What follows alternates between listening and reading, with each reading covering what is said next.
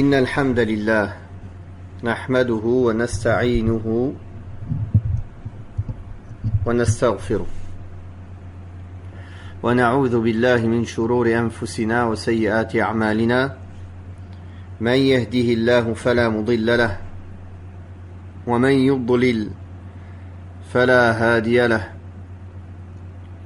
وأشهد أن لا إله إلا الله وحده لا شريك له وأشهد أن محمدا عبده ورسوله يا أيها الذين آمنوا اتقوا الله حق تقاته ولا تموتن إلا وأنتم مسلمون يا أيها الناس اتقوا ربكم الذي خلقكم من نفس واحدة وخلق منها زوجها وبث منهما رجالا كثيرا ونساء واتقوا الله الذي تساءلون به والأرحام إن الله كان عليكم رقيبا يا أيها الذين آمنوا اتقوا الله وقولوا قولا سديدا يصلح لكم أعمالكم ويغفر لكم ذنوبكم ومن يطع الله ورسوله فقد فاز فوزا عظيما أما بعد فإن أصدق الحديث كتاب الله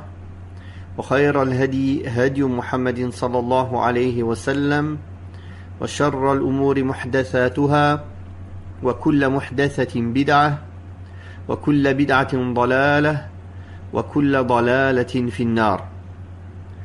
Nous continuons par la grâce d'Allah subhanahu wa ta'ala et sa permission cette lecture du Coran al-Karim et son explication en langue française. Nous en sommes arrivés au verset 83 de sourate As-Saffat. أعوذ بالله من الشيطان الرجيم وإن من شيعته لإبراهيم إذ جاء ربه بقلب سليم إذ قال لأبيه وقومه ماذا تعبدون أئفكا آلهة دون الله تريدون فما ظنكم برب العالمين فنظر نظرة في النجوم فقال إني سقيم فتولوا عنه مدبرين فراغ إلى آلهتهم فقال لا تأكلون ما لكم لا تنطقون فراغ عليهم ضربا باليمين فأقبلوا إليه يزفون قال تعبدون ما تنحتون والله خلقكم وما تعملون قالوا ابنوا له بنيانا فألقوه في الجحيم فأرادوا به كيدا فجعلناهم الأسفلين وقال إني ذاهب إلى ربي سيهدين رب هب لي من الصالحين فبشرناه بغلام حليم فلما بلغ معه السعي قال يا بني إني أرى في المنام أني أذبحك فانظر ماذا ترى قال يا أبت افعل ما تؤمر ستجدني إن شاء الله من الصابرين فلما أسلما وتله للجبين وناديناه أن يا إبراهيم قد صدقت الرؤيا إنا كذلك نجزي المحسنين إن هذا لهو البلاء المبين وفديناه بذبح عظيم وتركنا عليه في الآخرين سلام على إبراهيم كذلك نجزي المحسنين إنه من عبادنا المؤمنين وبشرناه بإسحاق نبيا من الصالحين وباركنا عليه وعلى إسحاق ومن ذريتهما محسن وظالم لنفسه مبين. Donc on a lu du verset 83 au verset 113 de Surat As-Saffat. Allah Tabarak wa Ta'ala dit dans le sens de sa parole, Abraham, fut adepte de la même voie, c'est-à-dire la voie de Nuh, alayhi salam. Mentionne lorsqu'il vint à son Seigneur avec un cœur pur, et qu'il dit à son père et à son peuple, qu'adorez-vous? Cherchez-vous à forger un mensonge en adorant des divinités en dehors d'Allah? Quel sort pensez-vous donc que vous réserve le Seigneur de l'univers? Il jeta un regard vers les étoiles et dit, je suis souffrant. Ils lui tournèrent le dos et s'en allèrent. Il se précipita alors vers leur divinité et leur dit, pourquoi ne mangez-vous pas? Qu'avez-vous à ne pas parler? Il se rua sur elles et les frappa violemment de la main droite.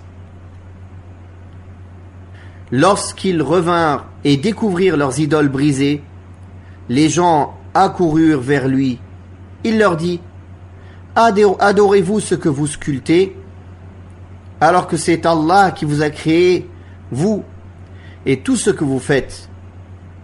Ils dirent, dressez pour lui un bûcher et jetez-le dans la fournaise. Ils voulurent sa perte, mais nous les avons défaits. Ibrahim dit, je m'en vais vers mon Seigneur, il me guidera. Seigneur, fais-moi don d'un fils pieux. Nous lui fîmes la bonne annonce de la naissance d'un garçon patient. Lorsque celui-ci fut en âge de l'accompagner, Ibrahim dit, mon enfant, je me vois en songe en train de t'immoler. Vois ce que tu en penses.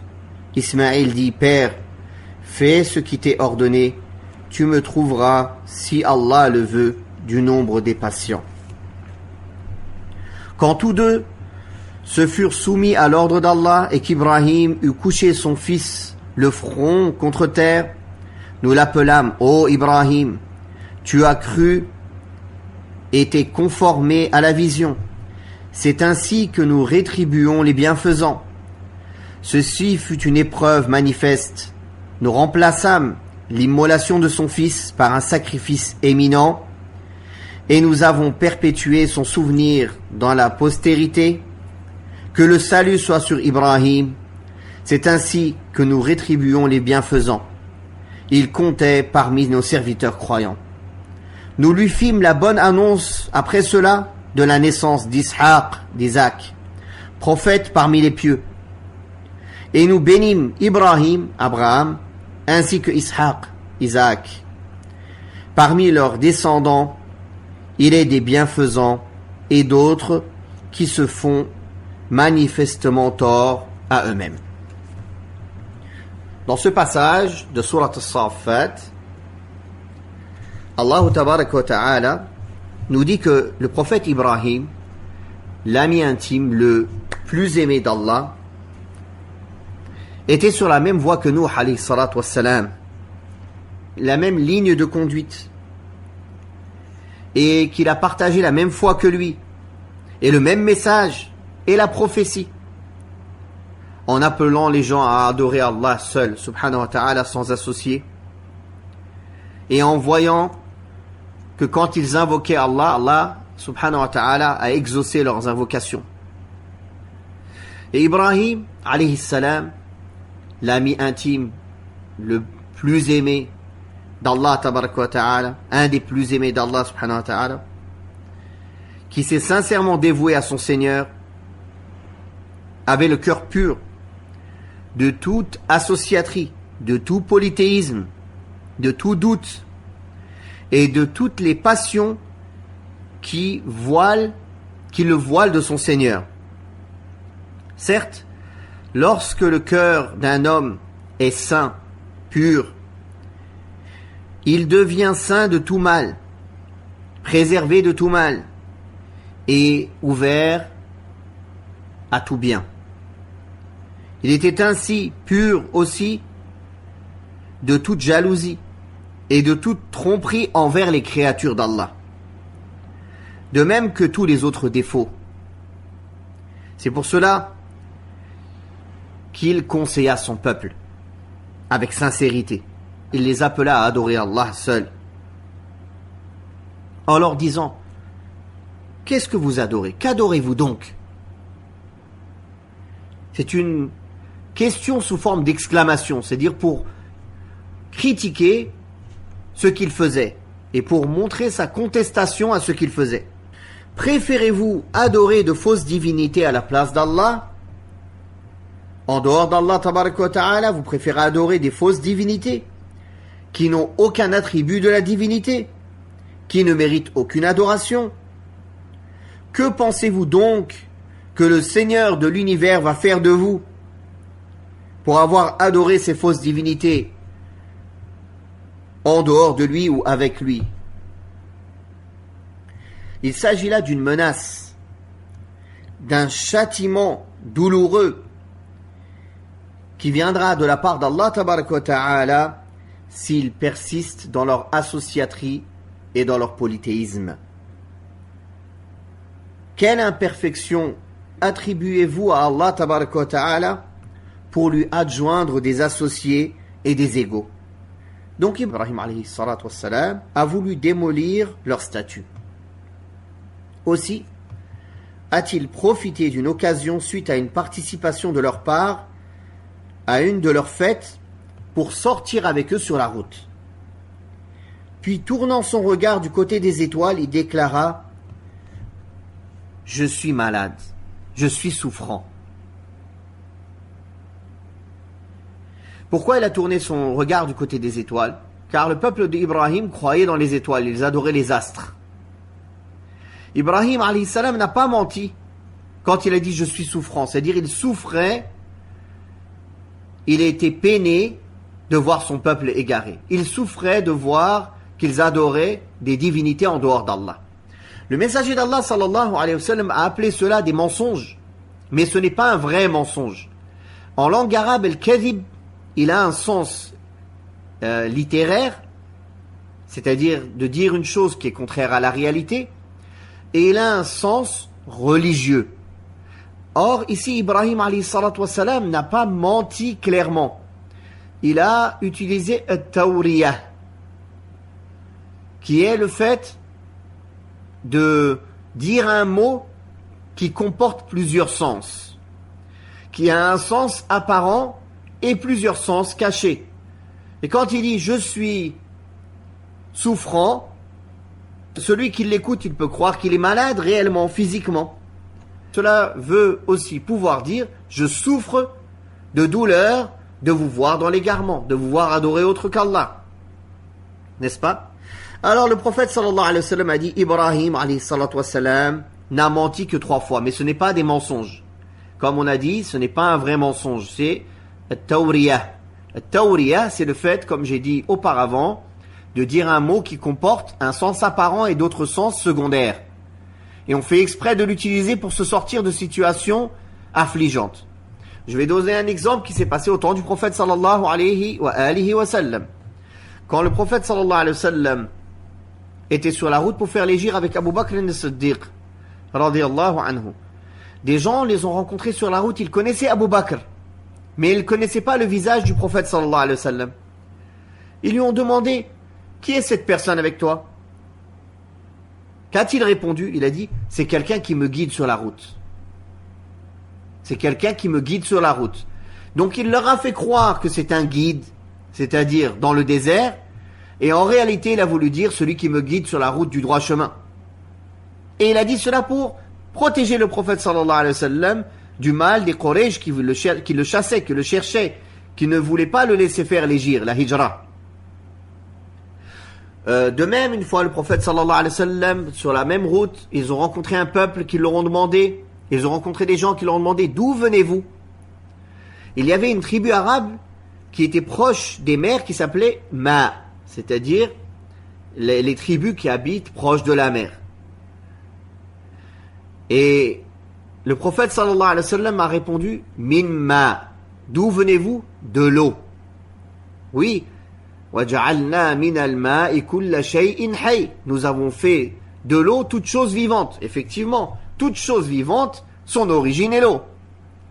Donc le messager d'Allah sallallahu alayhi wa sallam a utilisé aussi at-tawriyah pour se sortir d'une situation affligeante, mais sans arriver jusqu'au mensonge. Sans arriver jusqu'au mensonge clair, c'est-à-dire de dire quelque chose contraire à la réalité. Et c'est ce qu'a fait ici Ibrahim alayhi salatu wassalam, car les prophètes et les élus d'Allah ne mentent jamais. Ils ne sont pas des menteurs. Ils sont les meilleurs des hommes. Ils ont les plus hautes des moralités, les meilleurs des caractères.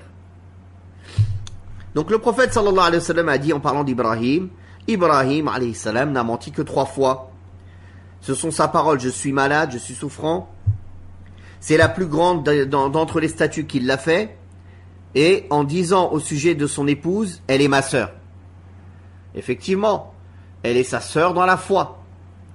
Quand il a voyagé vers l'Égypte et que le tyran confisquait, kidnappait toutes les jolies femmes qu'il trouvait et il tuait leur mari. Donc quand il a demandé qui est cette femme, il a dit c'est ma sœur, pour éviter de se faire tuer.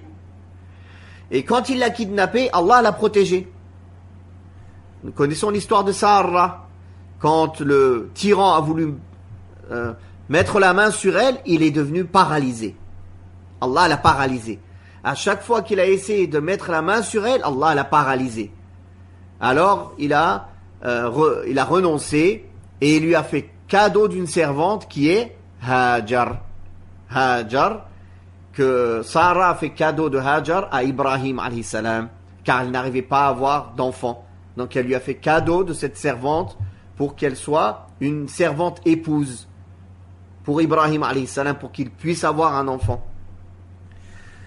Donc, ceux-ci sont les 3 mensonges. Ce ne sont pas des mensonges, mais comme le dit le hadith, dans la langue arabe, c'est nommé comme un mensonge, mais dans la réalité, ce n'est pas un mensonge. C'est tawriyah. C'est une parole qui comporte plusieurs sens. Quand Ibrahim alayhi salatu wassalam a dit « Je suis souffrant » et il est rentré chez lui pour mettre en œuvre son plan contre les idoles, et aussitôt, ses concitoyens tournèrent le dos et s'éloignèrent de lui. Ayant trouvé l'occasion idéale, il se glissa alors auprès des idoles, auprès de leurs idoles. Il se faufila discrètement auprès des statues et leur dit, à titre de dérision, « Pourquoi ne mangez-vous pas? Qu'avez-vous à ne pas parler, à ne pas répondre ?» C'est-à-dire, comment ces idoles méritent-elles d'être adorées alors qu'elles sont encore plus incomplètes que des bêtes et des animaux qui, elles, mangent ces bêtes et elles émettent des sons, alors que ces statues inertes ne peuvent ni manger ni parler, ni même émettre de son. Puis, se précipitant vers les statues et les idoles, il se mit à leur porter des violents coups de sa main droite, les frapper avec force et vigueur au point de les tailler en pièces, ne laissant indemne que la plus grande d'elles afin qu'il l'accuse d'avoir fait le coup. Ce qui fit revenir ses concitoyens en toute hâte vers lui. Ils s'empressèrent de revenir vers lui, avec l'idée de s'en prendre à lui, après avoir cherché après lui en disant « Qui a osé commettre ce sacrilège à l'encontre de nos divinités? Ce ne peut être qu'un criminel. Nous avons entendu un jeune homme médire de nos dieux, il s'appelle Ibrahim, Abraham. Il disait par Allah, je jouerai un mauvais tour à vos idoles, dès que vous aurez le dos tourné. » Ils lui reprochèrent d'avoir cassé les idoles et le blâmèrent. Il répondit, demandez donc au plus grand parmi les idoles. C'est lui qui l'a fait, sous forme de dérision. Ce n'est pas un mensonge, car même eux savent qu'il ne peut pas le faire. Tout le monde sait qu'il ne peut pas le faire. Alors, sous forme de dérision, il a dit, demandez à cette grande idole. C'est lui qui a fait cela. Ils ont su avec certitude que c'était faux. Ils sont revenus vers eux-mêmes et ils ont compris qu'ils étaient dans l'erreur. Puis, ils changèrent brusquement d'avis et n'acceptèrent pas qu'ils sont dans l'erreur. Et ils dirent à Ibrahim, tu sais très bien que ces idoles ne parlent guère. Comment pouvez-vous alors, répliqua Ibrahim, adorer en dehors d'Allah des divinités qui ne peuvent ni vous être utiles, ni vous nuire? Est-il normal que vous adoriez des statues que vous sculptez vous-même de vos propres mains, puis vous les adorez en refusant d'adorer Allah uniquement sans associé, qui lui vous a créé, vous et ceux que vous façonnez de vos mains? Ils répliquèrent: qu'on lui dresse un grand bûcher, c'est-à-dire un bûcher très élevé, et allumez-y le feu, et qu'on le livre aux flammes pour le punir d'avoir détruit nos divinités. Cria la foule, décidée à s'en prendre à lui, pour le tuer de la plus abominable manière qui soit. Mais Allah tabaraka wa ta'ala, comme il l'a dit dans le sens, mais nous leur infligeâmes une défaite humiliante. Allah tabaraka wa ta'ala mit en échec leur plan et fit en sorte que le feu soit paix et fraîcheur, il soit frais et salutaire sur Ibrahim alayhi salatu wassalam. Après avoir confondu ses détracteurs et établi contre eux les arguments imparables, Ibrahim alayhi salatu wassalam dit: je m'en vais vers mon Seigneur, c'est-à-dire je vais faire l'hijra, le hijra vers Allah, en partant vers la terre sainte qui était à l'époque le Sham, la Syrie, qui me guidera dans sa voie, c'est-à-dire qui m'indiquera ce qui est bénéfique pour moi dans ma religion et dans ma vie profane. Dans un autre verset, dans le sens,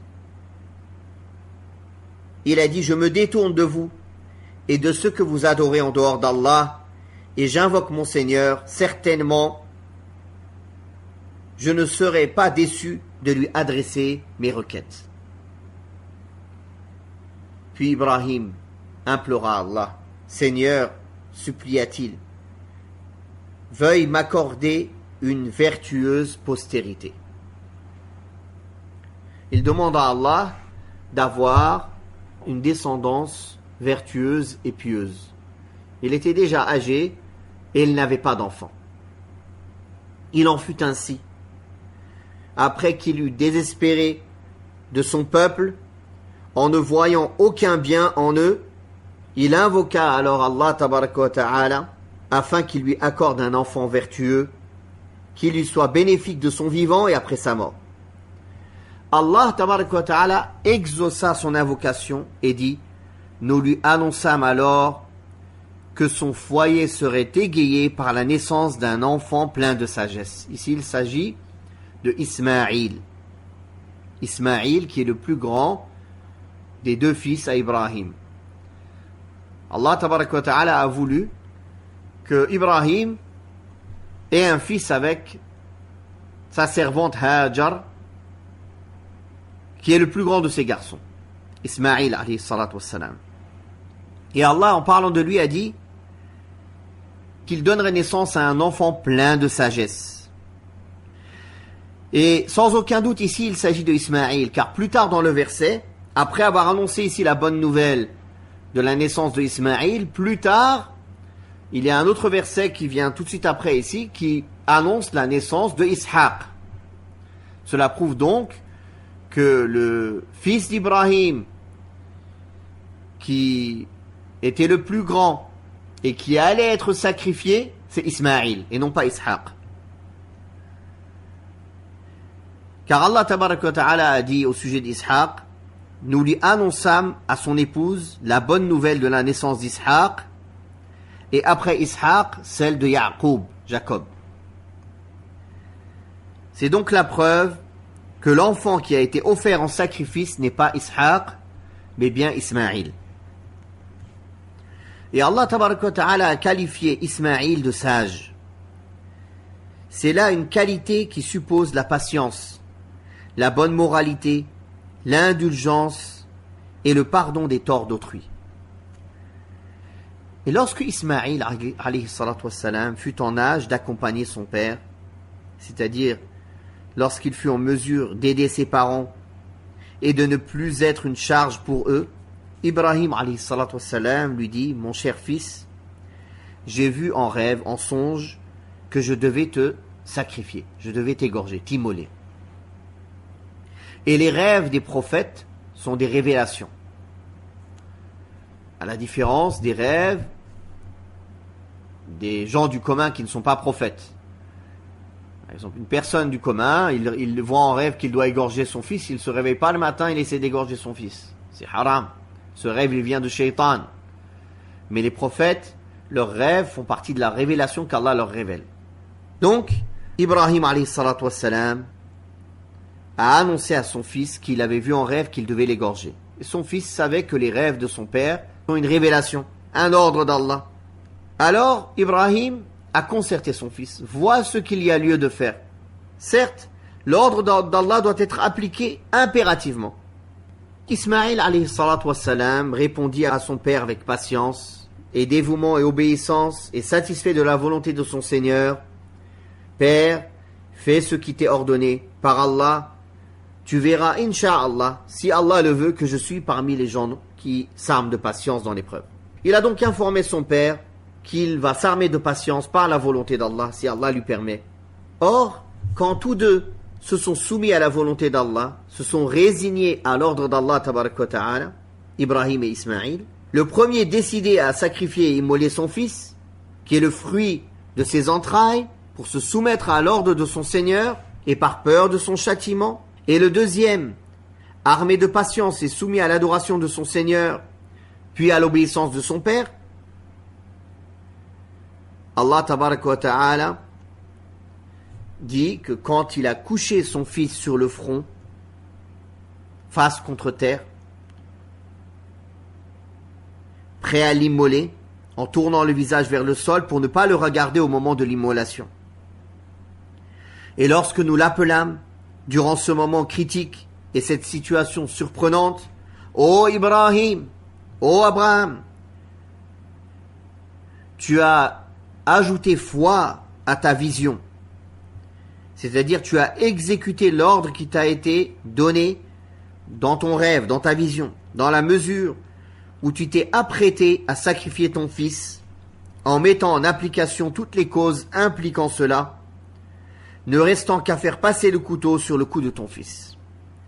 C'est ainsi que nous récompensons ceux qui font le bien, les bienfaisants, en obéissant à nos ordres et en préférant l'obtention de notre satisfaction sur l'assouvissement de leur propre passion. En vérité, ce fut là une épreuve bien rude à laquelle s'est soumis Ibrahim alayhi salatu wassalam. C'est-à-dire une épreuve évidente à travers laquelle s'est manifestée la pureté et la perfection de l'amour d'Ibrahim alayhi salatu wassalam pour son Seigneur, car il est Khalilullah. Al-Khalil en langue arabe, c'est le plus aimé, l'être le plus aimé, l'ami intime. Or, Ibrahim alayhi salatu wassalam, qui est le proche aimé intime d'Allah tabaraka wa ta'ala, quand il a commencé à aimer son fils Ismaïl, Allah l'a éprouvé pour que le cœur de Ibrahim ne soit consacré qu'à Allah, car il est le proche ami intime le plus aimé d'Allah. Cette place est spécifique. Et comme le prophète sallallahu alayhi wa sallam, qui est aussi le prophète Muhammad sallallahu alayhi wa sallam, qui est Khalilullah, qui est le plus aimé d'Allah, plus que Ibrahim alayhi salatu wa sallam. Puis après lui vient Ibrahim alayhi salatu wa sallam. Quand il a dit à Abu Bakr as-Siddiq radiyallahu anhu que, ô Abu Bakr, si Allah ne m'avait pas fait son ami intime, je t'aurais pris comme ami intime. C'est-à-dire que cette place spécifique d'être l'ami rapproché d'Allah fait en sorte que le cœur, dans le cœur du prophète Muhammad sallallahu alayhi wa sallam et du prophète Ibrahim alayhi salatu wa sallam sallallahu alayhi wa sallam, il n'y a pas de place pour autre que l'amour d'Allah subhanahu wa ta'ala. Donc Allah tabaraka wa ta'ala a voulu l'éprouver quand il a eu un fils à un âge avancé, et quand ce fils a commencé à être grand et qu'il a commencé à l'aimer d'un amour naturel. Mais comme il avait un haut rang auprès d'Allah, Allah l'a éprouvé, a voulu voir s'il était prêt à sacrifier son fils pour l'amour d'Allah. Et ce fut en vérité une rude épreuve. Puis Allah Ta'ala dit dans le sens, nous rachetâmes l'enfant par une offrande de grande valeur. C'est-à-dire que son immolation, son sacrifice fut remplacé par celle d'un grand bélier qu'Ibrahim alayhi salatu wassalam immola. Ce fut là une grande offrande dans la mesure où elle servit de rachat pour Ismaïl alayhi salatu wassalam, et où elle devint un des actes d'adoration les plus majestueux et une tradition qui est perpétuée jusqu'au jour de la résurrection. Puis Allah tabaraka wa ta'ala dit dans le sens qu'il perpétua le renom d'Ibrahim dans les générations ultérieures, que la paix soit sur Ibrahim.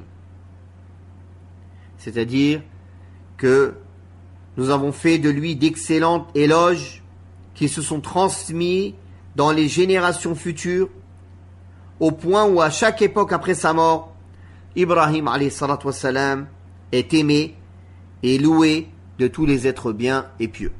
Que la paix soit sur Ibrahim.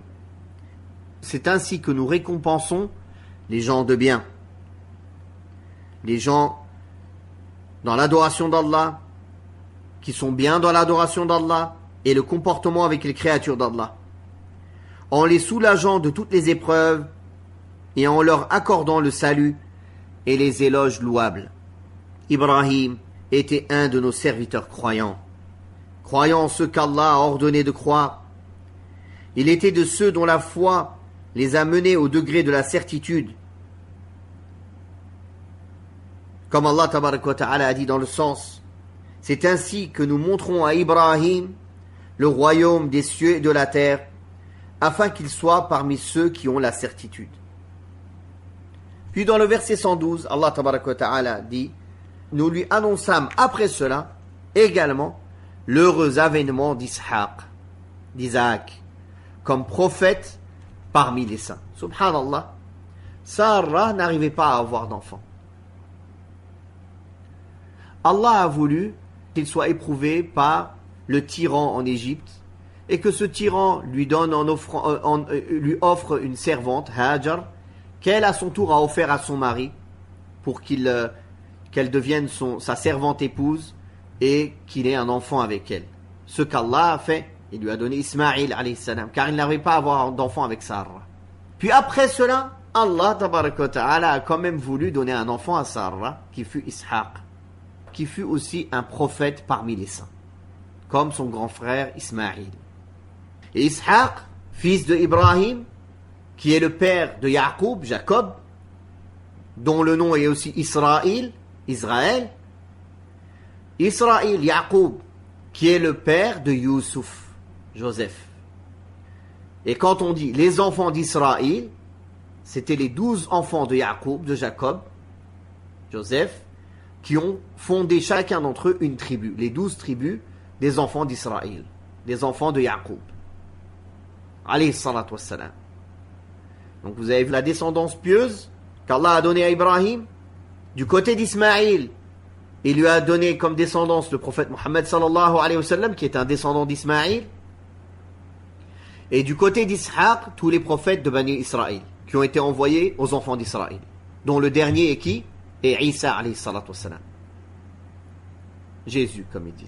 Donc, Allah lui a donné l'heureux avènement d'Ishaq comme prophète parmi les saints.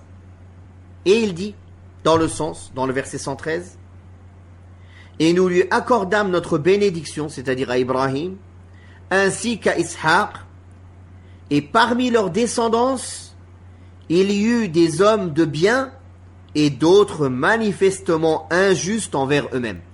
Donc Allah Ta'ala a voulu clarifier que parmi la descendance d'Ishaq, il y aurait aussi des injustes, des pervers, des mécréants, ce qui est arrivé.